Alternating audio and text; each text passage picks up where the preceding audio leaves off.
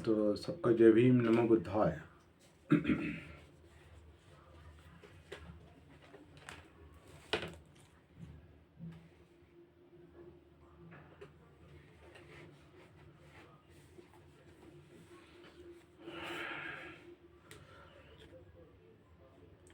The Buddha and his धम्म, बुद्ध और उनका धम्म, चतुर्थ कांड, 5वां भाग। और धम्म प्रवचन, बुद्ध के प्रवचन। इसके अंतर्गत अभी अंतिम इसका भी चौथे खंड का 5वां भाग भी अभी आज ख़त्म करेंगे और चौथा खंड भी पूरा हो जाएगा। और कल शाम से हम पंचम कांड को शुरू कर सकते हैं। और 5, 6, 7, 8 जो बचे हुए खंड है उसमें छोटे छोटे खंड होने के कारण वो भी हम जल्दी ख़त्म करके और बाबा साहब ने भी ये जल्दी ख़त्म किया है। ये पहले 4 खंड को अब तक का समय लगा है। तो 328 पन्ने जो है वो 4 खंड को लगे हैं। और 29 से लेकर 465 67 तक 67 तक 329 से लेकर 467 तक 4 खंडों के लिए इतने पन्ने दिए हैं। मतलब उस पर हमने डिटेल में चर्चा की है। ये पूरा करने की उनको जल्दी थी, तबीयत ठीक नहीं थी वगैरह वगैरह, कई सारे मुद्दे हमने सुबह को भी और पहले भी 2-3 बार इस पर चर्चा की है। और हम भी अभी ये बाकी जो खंड है उस पर ज़्यादा चर्चा करने में जहाँ करना ही चाहिए वहाँ थोड़ी चर्चा कर सकते हैं, लेकिन ज़्यादा चर्चा करने में समय देने के बजाय हम इसको जहाँ जितना आवश्यक है उतना जल्दी पूरा करेंगे, जितना जहाँ संभव है उतना जल्दी पूरा करेंगे, और जहाँ आवश्यक है वहाँ थोड़ी बहुत चर्चा करते रहेंगे। तो सुबह को हमने देखा ईश्वर की प्रार्थनाएं और याचनाएं करना बेकार है। ईश्वर से प्रार्थना करना और याचना करना बेकार है। इस पर हमने सुबह को ये किया था, चर्चा की थी। और ये बातें त्रिपिटक में आई हैं। कुछ बातें त्रिपिटक में आई है इसलिए वो बुद्ध धर्म का हिस्सा है ऐसा लगता है, लेकिन वो उसमें क्यों आई, उसकी वजह क्या है, उसका संदर्भ क्या है, इसके बारे में पुनर्विचार करना जरूरी है। और ये बाबा साहब भी चाहते थे। तो ईश्वर से प्रार्थनाएं याचनाएं करना बेकार है, ये बात त्रिपिटक में आई है। और अभी इस बात को भी समझ लेंगे कि इसके बाद जो कुछ निकायों से जो कुछ लिया गया है, निकायों से जो संदर्भ लिए हैं वो तेविज्य सुत्त या धम्मपद, संगारव सुत्त संयुक्त निकाय, महासारोपम सुत्त मध्यम निकाय, संयुक्त निकाय, चतुक्क निपात अंगुत्तर निकाय से है, और महापरिनिब्बाण सुत्त है। इतने सारे संदर्भ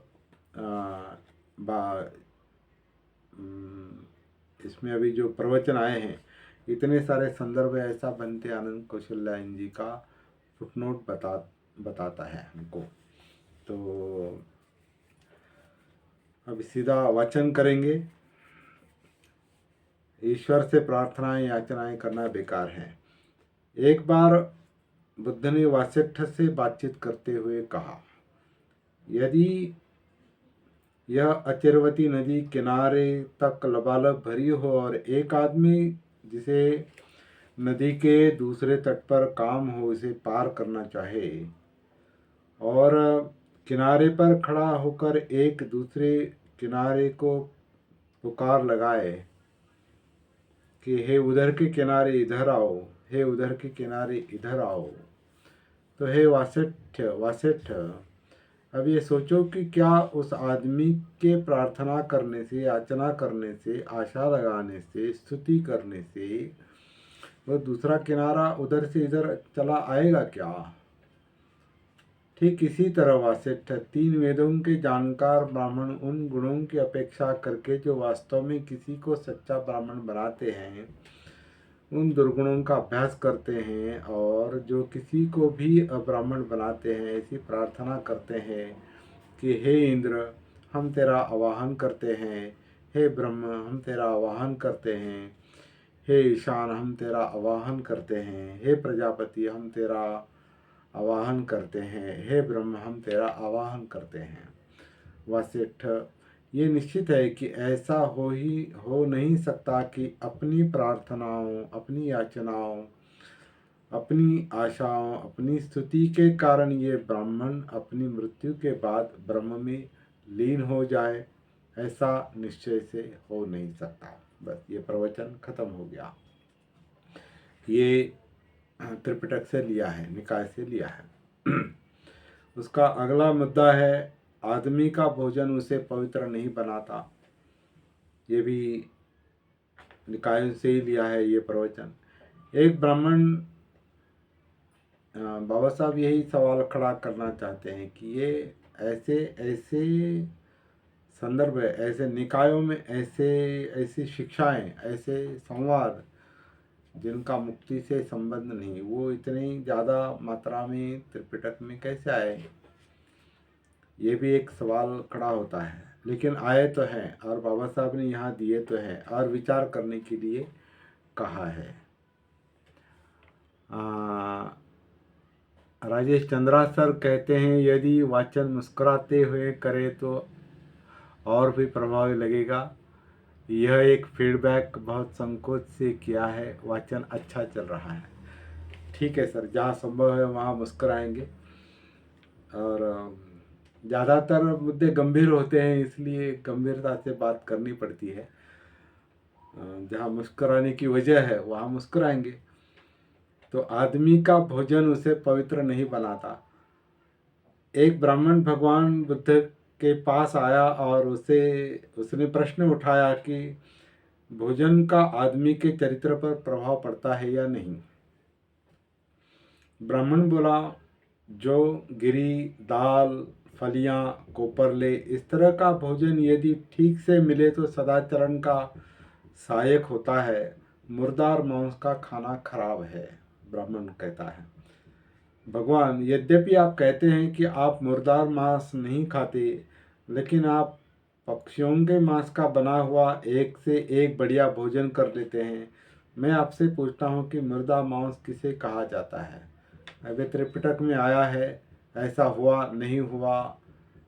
तो यहाँ वो सिद्ध करना चाहते हैं कि बुद्ध ये पंछियों के मांस का बना हुआ एक से एक बढ़िया भोजन कर लेते थे।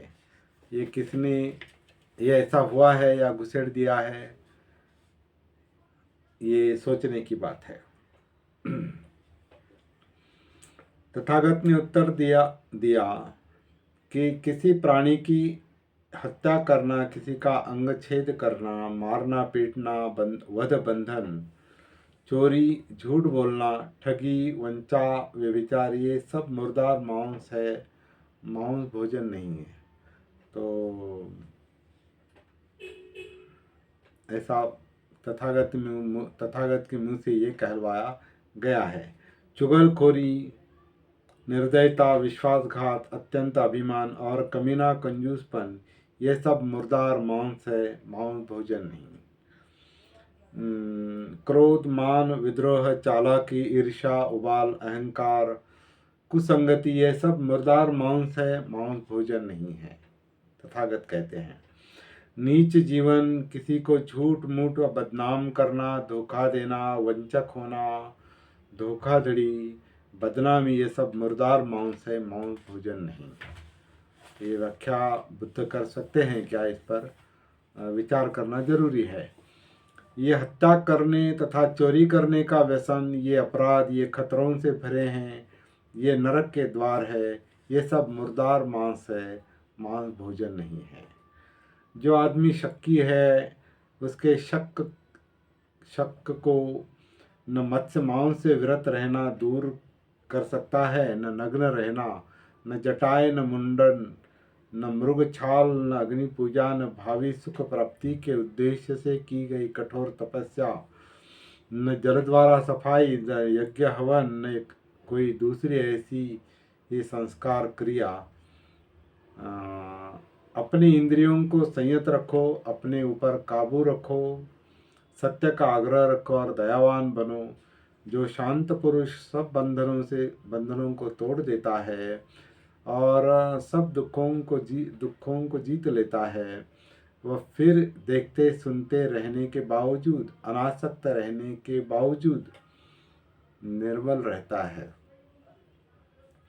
तथागत से इस ऊंचे त्राण करने वाले धर्म की देशना सुन, जिसमें मुर्दार मांस की निंदा की गई थी और जो दुख का क्षय करने वाली थी। ब्राह्मण ने विनम्रता पूर्वक वंदना की और तत्क्षण प्रव्रज्ञा की याचना की। ये बात त्रिपिटक में आई है, इसलिए बाबा साहब ने यहाँ दिया है और सोचने के लिए कहा है, स्वीकार करने के लिए नहीं। अगला मुद्दा है भोजन नहीं, पवित्र कर्मों का महत्व है। आमगंध नाम का एक ब्राह्मण तपस्वी अपने शिष्यों के साथ हिमालय में रहता था। वे मत्स्य मांस नहीं खाते थे। प्रतिवर्ष के कुछ नमक खटाई खाने के लिए अपने आश्रम से नीचे उतरकर बस्ती में आते थे। गांव के लोग उनका बड़ा स्वागत करते थे और 4 महीनों तक लगातार उनका आतिथ्य करते थे। तब भिक्खु संघ सहित भगवान बुद्ध भी वहाँ आए। लोगों ने तथागत का धर्मोपदेश सुना तो उनके श्रावक बन गए। सदा की भांति तपस्वी आमगंध और उसके शिष्य भी उस गांव में आए, लेकिन लोगों ने उसी उत्साह से उनका स्वागत नहीं किया। आमगंध को यह जानकर निराशा हुई कि तथागत ने मत्स्य मांस के भोजन का निर्बंध नहीं किया। इस बारे में यथार्थ जानकारी प्राप्त करने के लिए वह श्रावस्ती के जैतून विहार पहुंचा, जहाँ तथागत ठहरे हुए थे। वो बोला, जो फलियां और फल और खाने लायक पत्ते और जड़ें, किसी भी लता पर लगने वाली सब्जी, इन चीज़ों को न्यायतः प्राप्त कर जो भी कोई खाने वाला खाता है, वह सुख भोग के लिए झूठ नहीं बोलता। आप दूसरों के दिए हुए, दूसरों के द्वारा तैयार किए गए बढ़िया बढ़िया सामिष्ट भोजन ग्रहण करते हैं। जो इस प्रकार का चावल मांस का पुलाव खाता है, वह आमगंध खाता है। आप पक्षी के मांस के साथ पका हुआ बढ़िया चावल खाते हैं और कहते हैं कि मुझ पर आमगंध का दोष लागू नहीं होता। मैं आपसे इसका अर्थ जानना चाहता हूँ, ये आपका आमगंध किस तरह का है? तथागत ने उत्तर दिया, जीव हिंसा करना, पीटना, काटना, बांधना, चुराना, झूठ बोलना, ठगना, वंचना करना, अनुपयोगी जानकारी तथा व्यभिचार, ये आमगंध है, मांस खाना नहीं है। ये किसी विशिष्ट सूत्र में आया है, त्रिपिटक के निकाय में। इंद्रिय विषयों में असंयत होना, मधुर वस्तुओं के प्रति लोभी होना, अपवित्र कार्यों से संबंधित होना, मिथ्या दृष्टि होना, सीधा सरल न होना, अनुकरणीय होना, यह आमगंध है, मांस का खाना नहीं।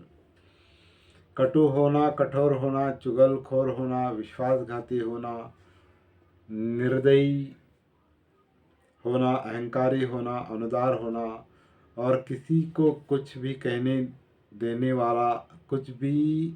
वाला न होना, ये आमगंध है, मांस का खाना नहीं। अब ये आमगंध नाम का एक ब्राह्मण तपस्वी बुद्ध के साथ बात कर रहा है, और ये आमगंध है, मांस का खाना नहीं, इसका क्या मतलब है, थोड़ा फिर से देखना जरूरी है मूल अंग्रेजी लेखन के साथ। तो क्रोध, अभिमान, उजड्ढपन, विरोधी भाव, ठगी, ईर्षा, शेखी मारना, अधिक अहंकार, कुसंगति, ये आमगंध है, मांस का खाना नहीं है। दुश्शीलता, लिए गए कर्ज का न देना, दूसरे का झूठा अपयश फैलाना, वंचक होना, बहानेबाज होना, इस संसार को निकृष्टतम लोगों का इस प्रकार के कुकर्म करना, ये आमगंध है, मांस भोजन नहीं है।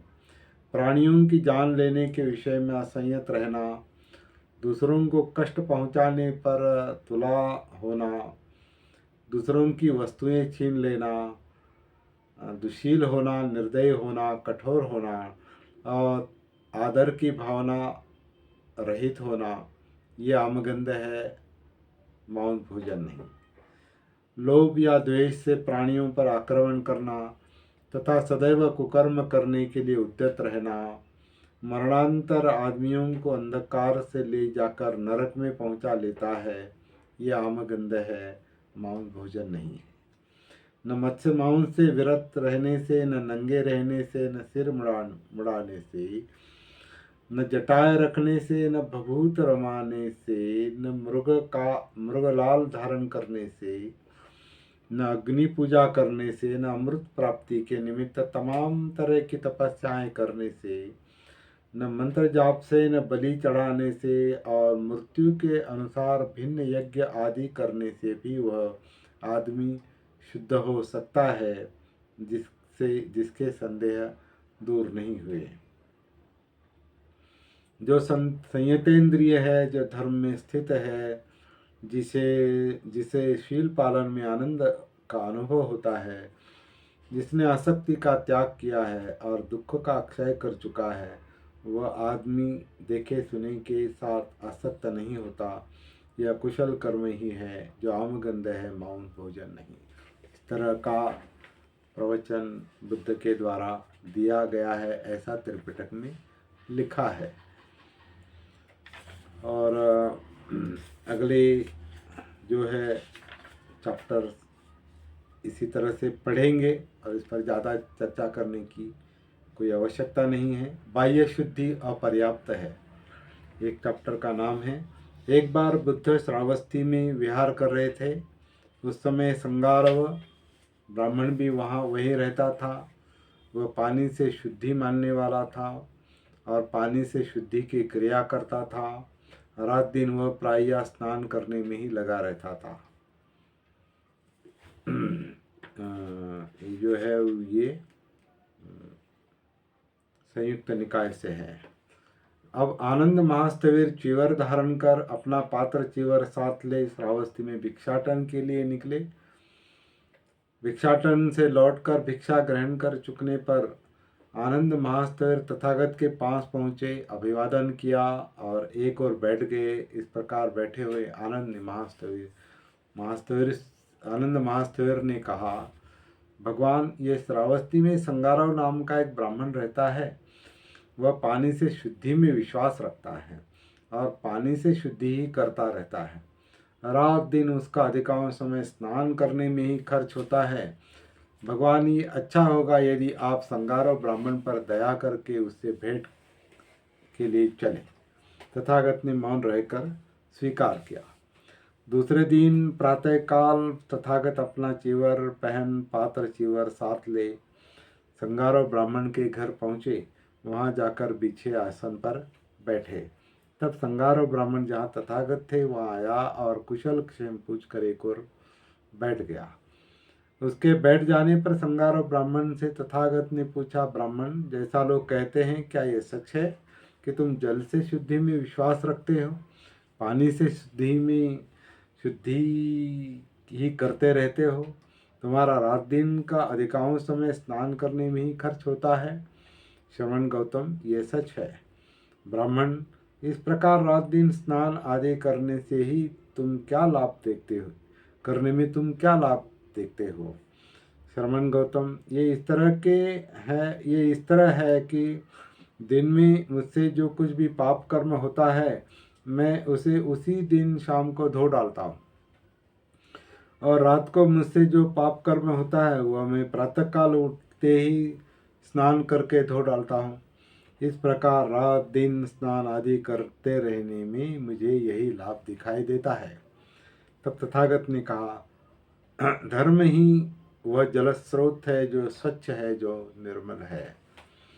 यहाँ जब शास्त्रों के ज्ञाता स्नान करने आते हैं तो उनका प्रत्येक अंग शुद्ध हो जाता है और तथा वे दूसरे तट पर चले जाते हैं, पार चले जाते हैं। तथागत ने ऐसा कहने पर संगारो ब्राह्मण बोला, श्रमण गौतम, ये अद्भुत है। आज से जीवन पर्यंत आप मुझे अपना शरणागत उपासक जानिए। ऐसा हुआ नहीं हुआ, चिंतन की विचार करने की बात है। पवित्र जीवन क्या है, अगला चैप्टर है। एक बार भगवान बुद्ध ने चारिका करते समय भिक्षुओं को निम्नलिखित प्रवचन दिया। भिक्षुओं, ये पवित्र जीवन न लोगों को ठगने के लिए है, न उनसे कुछ प्राप्त करने के लिए है, न लाभ यश की प्राप्ति के लिए है, न शास्त्रार्थ करना सीखने के लिए है, न इसलिए है कि लोग जान जाए कि ये अमुक है। निश्चय से भिक्षुओं, इस पवित्र जीवन का अभ्यास किया जाता है और शरीर और वाणी को संयत रखने के लिए, आश्रमों को दूर करने के लिए तथा चित्त की विमुक्ति और तृष्णा का क्षय प्राप्त करने के लिए है। पवित्र जीवन क्या है, इसके अंतर्गत इतने 8-10 लाइनें बताई है और ये भी किसी विशिष्ट सूत्र से लिया है। अब अगला जो एक सेक्शन है, सामाजिक राजनैतिक प्रश्नों पर प्रवचन दिए हैं, उसको भी पढ़ेंगे। राजाओं की कृपा के भरोसे मत रहो, राजाओं की कृपा के भरोसे मत रहो, ये प्रवचन का विषय है। एक बार भगवान बुद्ध राजगृह में वेणुवन आराम में कलंदक निवाप में ठहरे हुए थे। उस समय राजकुमार अजात शत्रु देवदत्त का सहायक बना हुआ था, जो भगवान बुद्ध का विरोधी बन गया था। वह 500 गाड़ियों में भोजन भरे 500 बर्तन लाद कर देवदत्त के समर्थकों तक सुबह शाम पहुंचाता था। तब कुछ भिक्षु तथागत के पास आए, अभिवादन किया, एक और बैठ गए। एक और बैठे हुए भिक्षुओं ने ये सभी बातें तथागत को सुनाई। तब तथागत ने भिक्षुओं को संबोधित करके कहा, भिक्षुओं, राजाओं से लाभ सत्कार की खुशामद की इच्छा न करो। जब तक भिक्षुओं अजात शत्रु 500 गाड़ियों में भोजन भरे 100 बर्तन लाद कर देवदत्त के समर्थकों तक सुबह शाम पहुंचाता है, तब तक इसमें देवदत्त की हानि ही है, लाभ नहीं है। भिक्षुओं, यदि कोई पहले कुत्ते की नाक तक किसी की कलेजी ले जाता है तो वह उस कुत्ते को और भी अधिक पागल ही बनाएगी। इसी प्रकार जब तक भिक्षु अजात शत्रु 500 गाड़ियों में भोजन करे, 500 बर्तन लाद कर देवदत्त के समर्थकों तक सुबह शाम पहुंचाए, तब तक इसमें देवदत्त की हानि है, लाभ नहीं। भिक्षुओं, राजाओं से मिलने वाले लाभ सत्कार खुशामद और भेंट आदि इतने भयानक होते हैं। वे शांति प्राप्ति के मार्ग की बड़ी ही कटु दुखद बाधाएं हैं। इसलिए भिक्षुओं, ऐसा अभ्यास डालना चाहिए कि जब हमें राजाओं से लाभ सत्कार खुशामद और भेंटें आदि मिलेंगी, हम उन्हें अस्वीकार करेंगे, और जब वह सिर पर ही पड़े तो हमें जकड़ नहीं पाएंगी, हमारे हृदय में उनका कोई स्थान नहीं होगा और वे हमें राजकुमारों का गुलाम नहीं बना सकेगी। सच है, गलत है, सही है, उचित है, अनुचित है, देखना पड़ेगा। बाबा साहब ने इन सब पर विचार करने के लिए प्रस्तावना में कहा है कि त्रिपिटकों ने, निकाय ने बुद्ध की शिक्षा, बुद्ध का चरित्र विकृत बना दिया है, पजल बना दिया है, पहेली बना दिया है। ये बात वो रखना चाहते हैं। अगला प्रवचन है, राजा धार्मिक होगा तो प्रजा भी धार्मिक होगी। तो एक बार बुद्ध ने भिक्षुओं को संबोधित करते हुए कहा, भिक्षुओं, ऐसे समय में जब राजा अधार्मिक हो जाते हैं तो उनके मंत्रीगण और अफसर भी अधार्मिक हो जाते हैं। जब मंत्रीगण और अफसर अधार्मिक हो जाते हैं तो ब्राह्मण और गृहपति भी अधार्मिक हो जाते हैं। जब ब्राह्मण और गृहपति अधार्मिक हो जाते हैं तो नगरों के नागरिक और ग्रामों के ग्रामीण भी अधार्मिक हो जाते हैं। लेकिन भिक्षु, ऐसे समय जब राजा धार्मिक होते हैं तो उनके मंत्रीगण और अफसर भी धार्मिक होते रहते हैं। जब मंत्रीगण और अफसर धार्मिक रहते हैं तो ब्राह्मण और गृहपति भी अधार्मिक जब मंत्रीगण और अफसर धार्मिक रहते हैं तो ब्राह्मण और गृहपति भी धार्मिक हो जाते हैं। जब ब्राह्मण गृहपति धार्मिक रहते हैं तो नगर के नागरिक और ग्रामों के ग्रामीण और भी धार्मिक हो जाते हैं। जब गौवें नदियाँ पार करती होती है तब यदि बूढ़ा बैल गलत रास्ते पर जाता है तो उसका अनुकरण करती हुई वे सभी गलत पथ का अनुसरण करती है। इस प्रकार आदमियों में जो मुखिया होता है, यदि वह कुमार्गी बनता है तो दूसरे भी कुमार्गी बनते हैं। इसी प्रकार जब राजा पथभ्रष्ट होता है तो समस्त राज्य दुखी होता है। जब गौवें नदी पार करती हैं तब यदि ऋषभ सीधा जाता है तो सभी गौवें भी उसका अनुसरण कर सीधी जाती है। इस प्रकार आदमियों में जो मुखिया होता है, यदि वह सन्मार्गी होता है तो दूसरे भी सन्मार्गी होते हैं। जब राजा धार्मिक होता है तो सारा राज्य सुखी रहता है। एक प्रवचन दिया है और 2-3 है छोटे छोटे, उसे आज ही पूरा करेंगे और चौथा कांड जो है इसको समाप्त कर देंगे। तो अगला जो है प्रवचन है, राजनीतिक तथा सामरिक शक्ति सामाजिक व्यवस्था पर निर्भर करती है, ये विषय है। एक समय बुद्ध राजगृह में गृध्रकूट पर्वत पर ठहरे थे। उस समय मगध नरेश वैदेही पुत्र अजातशत्रु वज्जियों पर आक्रमण करना चाहता था। उसने अपने मन में कहा, चाहे ये कितनी भी शक्तिशाली क्यों न हो, मैं इन वज्जियों की जड़ खोद डालूंगा, मैं इन वज्जियों को नष्ट कर दूंगा, मैं इन वज्जियों का सर्वथा विनाश कर डालूंगा। अब ये महापरिनिब्बाण सूत्र की प्रसिद्ध घटना है, प्रसिद्ध संवाद है, प्रसिद्ध सूत्र है ये महापरिनिब्बाण सूत्र। तब उसने मगध के प्रधानमंत्री वर्षकार ब्राह्मण को बुलाया और कहा, अजातशत्रु ने वर्षकार ब्राह्मण को बुलाया और कहा, ब्राह्मण, तुम जाओ और भगवान बुद्ध के पास जाओ, मेरी ओर से उनके चरणों में नमस्कार करो, तब उनका कुशल समाचार पूछो कि वे निरोग और स्वस्थ है या नहीं, और तब उनसे कहो कि मगध नरेश वैदेही पुत्र अजातशत्रु वज्जियों पर आक्रमण करना चाहता है। उसका कहना है कि चाहे वे कितने ही शक्तिशाली हो, वह उनकी जड़ उखाड़ देगा, वह उनको नष्ट कर डालेगा, वह उनका सर्वथा विनाश कर देगा।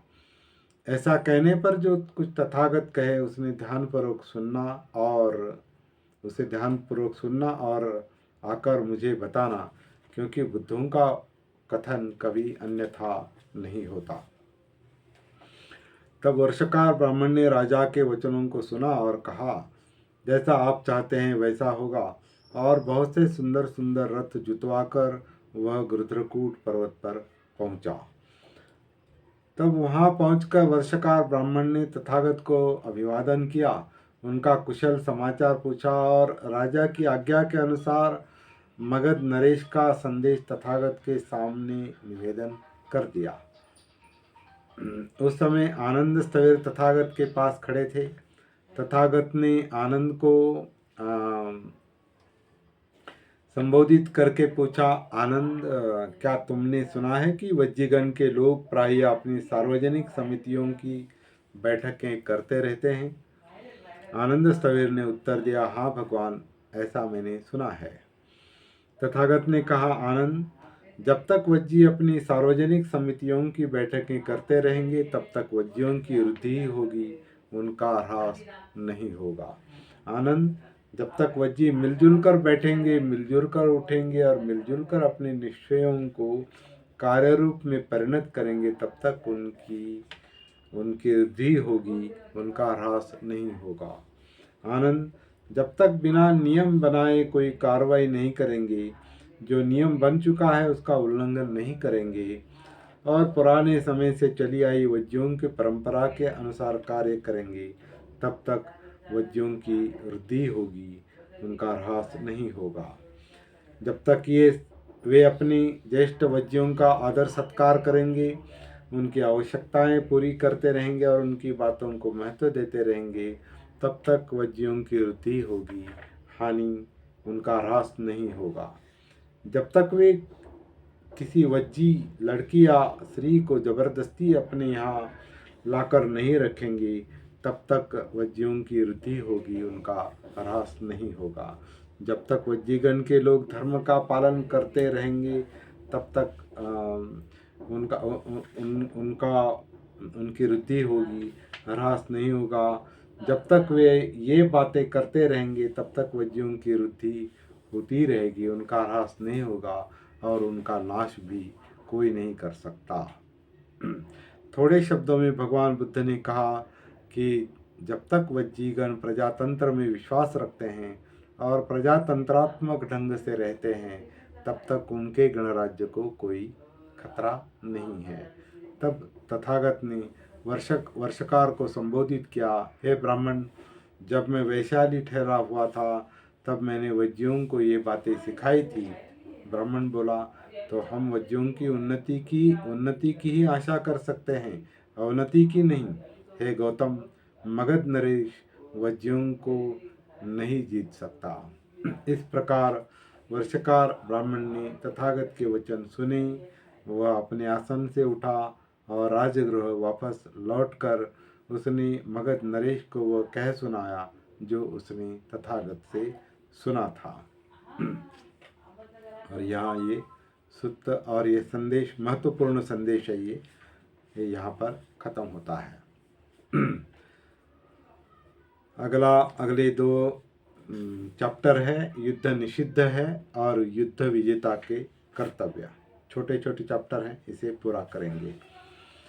ऐसा हुआ कि मगध नरेश अजात शत्रु ने घुड़सवार और पैदल सेना इकट्ठी कर कौशल नरेश प्रसेनजित के राज्य के एक हिस्से काशी जनपद पर आक्रमण कर दिया। दोनों लड़े। अजात शत्रु ने प्रसेनजित को हरा दिया। प्रसेनजित वापस श्रावस्ती चला गया। जो भिक्षु श्रावस्ती से भिक्षाटन कर लौटे थे, उन्होंने जाकर भगवान बुद्ध को लड़ाई का तथा प्रसेनजित के हार का वापस लौट आने का समाचार कहा। भिक्षुओं, मगध नरेश अजात शत्रु अकुशल का पक्ष लेने वाला है। कौशल नरेश प्रसेनजित कुशल धर्मी है। अभी प्रसेनजित राजा पराजित हो जाने के कारण दुखी रहेगा। जैसे वैर पैदा होता है, पराजित दुखी रहता है, लेकिन जो उपशांत है उसे जय पराजय की चिंता नहीं, वह सुखपूर्वक सोता है। फिर ऐसा हुआ कि वे दोनों राजा दूसरी बार युद्ध भूमि में मिले, लेकिन इस बार कौशल प्रसेनजित ने अजात शत्रु को हरा दिया और जीवित पकड़ लिया। तब प्रसेनजित ने सोचा, यद्यपि अजात शत्रु ने, जिसे मैं कुछ हानि नहीं पहुंचा रहा था, मुझे कष्ट दिया है, तो भी वह मेरा भांजा है। कैसा भी हो, यदि मैं उसे जीता छोड़ दूं, किंतु उसकी सारी सेना, हाथी, घोड़े, रथ और पैदल ले लूं। उसने वैसा ही किया। श्रावस्ती में भिक्षाटन करते लौटने पर भिक्षुओं ने आकर तथागत को ये समाचार सुनाया। तब तथागत ने कहा, एक आदमी दूसरे की यथेच्छ हानि कर सकता है, लेकिन जिसकी हानि होती है वह भी फिर दूसरे को हानि पहुंचाता ही है। जब तक पाप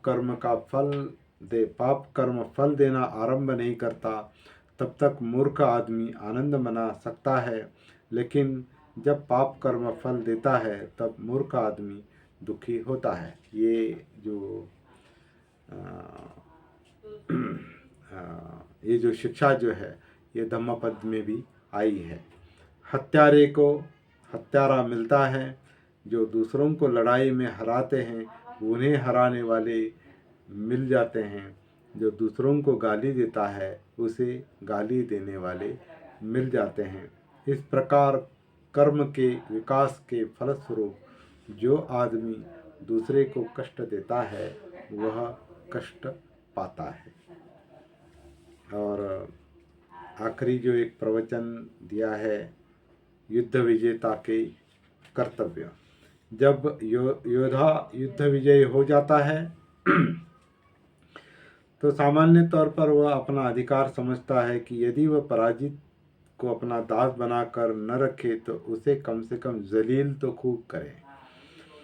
बुद्ध का इस विषय में सर्वथा भिन्न दृष्टिकोण था। वे समझते थे कि यदि शांति का कुछ अर्थ है तो उसका यही अर्थ होना चाहिए कि विजेता अपनी विजय से विजित की सेवा करे। इस बारे में उन्होंने भिक्षुओं को कहा, शांति स्थापित हो जाने पर युद्ध कुशल आदमी के लिए आवश्यक है कि वह योग्य सिद्ध हो, सीधा सरल सिद्ध हो, मृदुभाषी हो, कोमल स्वभाव हो, अभिमानी न हो, संतुष्ट रहने वाला हो, सुभर जिसके भार का अनुभव न हो, अल्पकृत्य हो, हल्की फुल्की वृत्ति वाला हो, इंद्रिय विजयी हो, बुद्धिमान हो, अप्रगल्भ हो, योग्य व्यवहार करने वाला हो, तथा कभी छोटे से छोटा भी कोई ऐसा खराब काम न करे जिसकी पंडित लोग निंदा कर सकें। सभी प्राणी सुखी रहें, सभी का कल्याण हो, सबल हो व दुर्बल हो, बड़े हो छोटे हो, दृश्य हो अदृश्य हो, पास रहने वाले हो दूर रहने वाले हो, उत्पन्न हो चुके हो उत्पन्न होने वाले हो, सभी प्राणी शांत रहें, कोई एक दूसरे का अपमान न करें, क्रोध या घृणा से वशीभूत होकर कोई किसी का बुरा न चाहें। जिस प्रकार माता अपने प्राण देकर अपने इकलौते बच्चे से प्यार करती है, वैसी ही भावना सभी प्राणियों के प्रति रखें। ऊपर नीचे चारों ओर असीम मैत्री भावना रखें, जिसमें घृणा का लवलेश न हो, अशत्रुता का लवलेश न हो। खड़े होते समय, चलते समय, बैठते समय, लेटते समय यही भावना रखे। यही ब्रह्म विहार कहलाता है, मतलब मैत्री, करुणा, मुदिता, उपेक्षा। और ये जो है ये करणी मित्त सूत्र से लिया है। मित्त सूत्र 4 कांड जो है, 4 खंड जो है द बुद्ध एंड धम्म के, बुद्ध और उनका धम्म के यहाँ पर पूरे होते हैं। कल सुबह को हम सती साधना का सेशन लेंगे और शाम को 5वां कांड शुरू करेंगे, द बुद्ध एंड धम्म का, बुद्ध और उनके धम्म का। आज के लिए ज़्यादा वाचन हो गया, लेकिन ये पूरा करना ज़रूरी भी था और इस पर ज़्यादा चर्चा करने की आवश्यकता भी नहीं थी। लेकिन चिंतन जारी रह सकता है, चिंतन करना ज़रूरी है। सही गलत देखना पहचानना ज़रूरी है। यही बात बाबा साहब अपनी प्रस्तावना में अपेक्षित रखते हैं। जय भीम, नमो बुद्धाय। आज के लिए इतना काफ़ी है।